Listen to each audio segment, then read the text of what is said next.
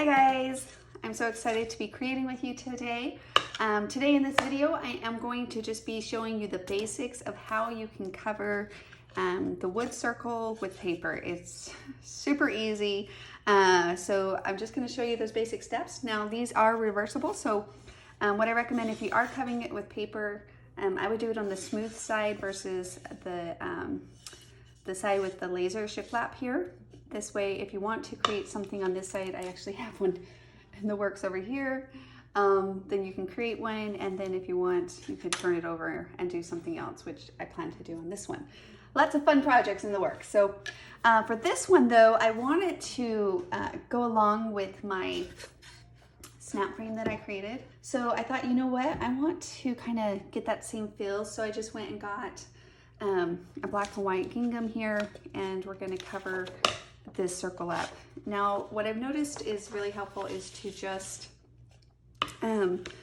trace it out of your paper first. So I'm going to lay this on top and then trace around my edges, right?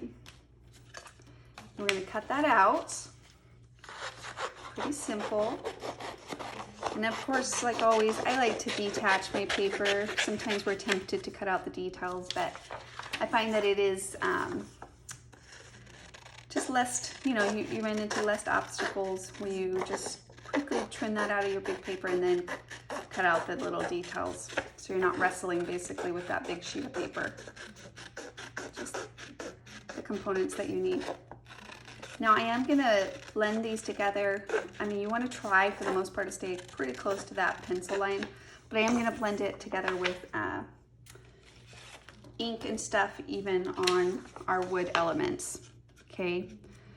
And then you can sand the sides, which we'll go over here as well.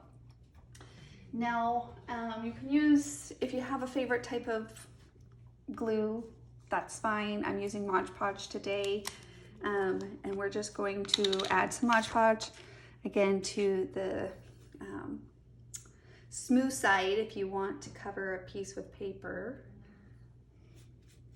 And you'll see we do this with the house ornament elements too, and they're just super fun to either put on an easel in your home, maybe on the mantle, on an entry table, but they also are really fun if you like to decorate tier trays for the different seasons. So that's kind of why I want to have this match my other snap frame for the season, so I can kind of have them all coordinate in some way or another. Okay, so it doesn't take much, but you do want to get a good crease. I got a little bit of a glump there, so I don't want it to be bumpy. I want it to be smooth. And then we're going to lay that on top, right? Once you know that it's got around your whole edges, then we're going to smooth it down. You could get a roller thing, if you have other uses for it, like you guys probably seen them, like the little, but honestly, as long as your hands are clean, you don't have too much glue on them. So always make sure to rub your hands clean before you lay it flat. I don't think it needs any fancy tools personally. I think it does the trick. Okay. And again, unless you have like multiple uses for that tool. Now I do have a little glue. I'm gonna go ahead and clean that off, and then you'll take a paper, a sandpaper. Let me grab one. You could do a nail filer or a sandpaper, so whatever works for you. And I'm just gonna quickly show you. So we're just gonna do a downward motion. In this case, it's a bigger piece.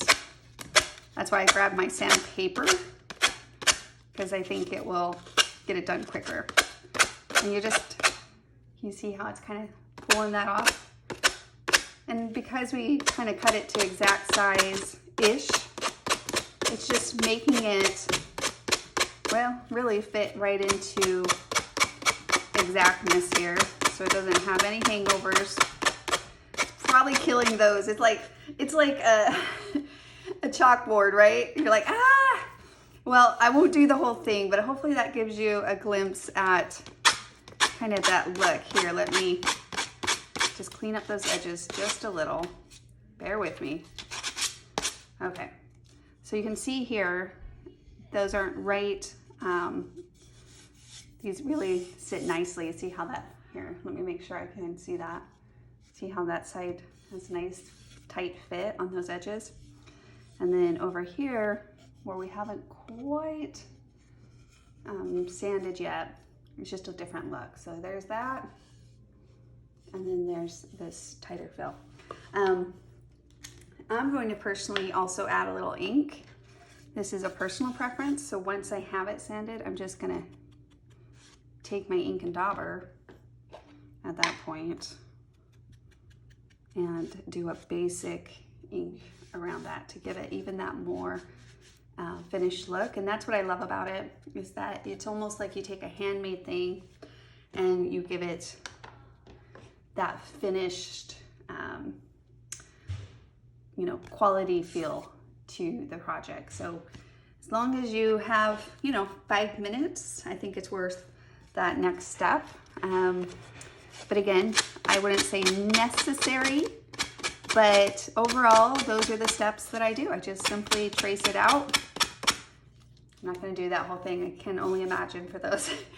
And then place it on, give it a good press, and then sand off the edges if you would like. Again, it was a pretty good, this is the side I haven't sanded, so it's not like it is necessary, but if you do like that sanded look, then just give it a good nice sanding. And then if you want to ink the edges, or don't ink the edges. So have fun creating with them though, and I can't wait to see what you guys create.